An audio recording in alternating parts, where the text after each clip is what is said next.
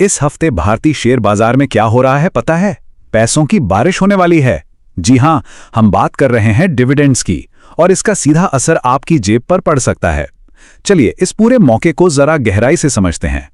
तो इस हफ्ते ना दलाल स्ट्रीट पर डिविडेंड का एक तरह से त्योहार ही मनने वाला है।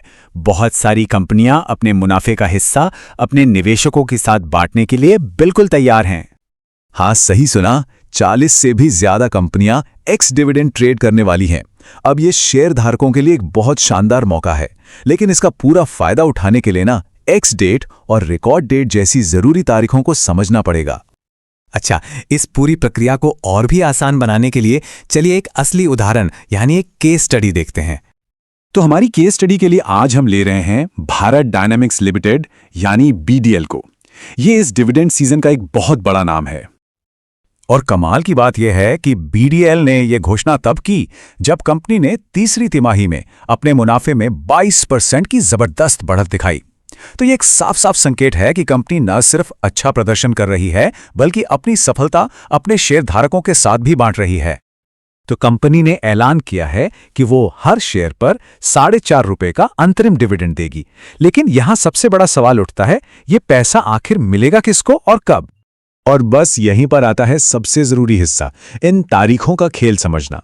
क्योंकि अगर इन तारीखों को समझने में जरा भी चूक हुई तो समझ लीजिए कि डिविडेंड का मौका हाथ से गया।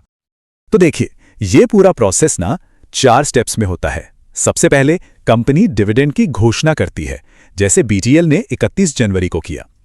फिर आती हैं वो 2 सबसे जरूरी तारीखें, एक्स डिविडेंड और रिकॉर्ड डेट, जिनको हम अभी विस्तार से समझेंगे। और फिर आखिर में पेमेंट डेट पर पैसा सीधा खाते में आ जाता है। तो सबसे जरूरी तारीख कौन सी है? एक्स डिविडेंड तारीख। इसको आप एक तरह की डेडलाइन मान लीजिए। मतलब अगर डिविडेंड का फायदा चाहिए तो इस तारीख से कम 1 दिन पहले वो शेयर किसी के पास होने चाहिए। अगर कोई एक्स डिविडेंड तारीख को या उसके बाद शेयर खरीदता है तो डिविडेंड उससे नहीं मिलेगा, बल्कि उस इंसान को मिलेगा जिसने उसे वो शेयर बेचा है। बस इतनी सी बात है। अक्सर लोग एक्स डेट और रिकॉर्ड डेट में कंफ्यूज हो जाते हैं, खासकर जब वो एक ही दिन हो, जैसा कि बीडीएल के मामले में है। तो देखिए फर्क क्या है। एक्स डेट जो है वो बाजार की कट ऑफ डेट है, मतलब खरीदारों और बेचने वालों के लिए। और रिकॉर्ड डेट वो कंपनी की अपनी अंदरूनी डेडलाइन है, जब वो अपने रिकॉर्ड्स चेक करती है कि भाई उस दिन शेयर का असली मालिक कौन है। अब भारत में T+1 सेटलमेंट सिस्टम चलता है, जिसका मतलब है कि जब कोई शेयर खरीदता है तो उसे डीमैट खाते में आने में 1 दिन लगता है। इसीलिए एक्स डेट से पहले खरीदना जरूरी है, ताकि रिकॉर्ड डेट तक नाम कंपनी के रजिस्टर में आ जाए। ठीक है, तो बीडीएल का उदाहरण तो समझ आ गया, लेकिन कहानी सिर्फ एक कंपनी की नहीं है। चलिए अब जरा बड़ी तस्वीर देखते हैं। तो जैसा कि इस लिस्ट में दिख रहा है, बीडीएल अकेली नहीं है। Hero MotoCorp, Power Grid, Mazagon Dock, MNRF, RVNL, ये सब बड़ी कंपनियां भी डिविडेंड दे रही हैं। इससे पता चलता है कि ये बाजार में एक बड़ा ट्रेंड है, जिसमें अलग अलग सेक्टर्स की कंपनियां शामिल हैं। और ये चार्ट देखिए, डिविडेंड की रकम में कितना जमीन आसमान का फर्क है। एक तरफ हीरो मोटोकॉर्प है जो हर शेयर पे 110 रुपए का तगड़ा डिविडेंड दे रहा है, तो दूसरी तरफ आरवीएनएल है जो सिर्फ 1 रुपए का दे रहा है। तो ये सब कुछ कंपनी की पॉलिसी, उसके मुनाफे और भविष्य की योजनाओं पर निर्भर करता है। तो इस सारी बातचीत का निचोड़ क्या है? मतलब एक निवेशक के तौर पर किन बातों पर गौर करना चाहिए?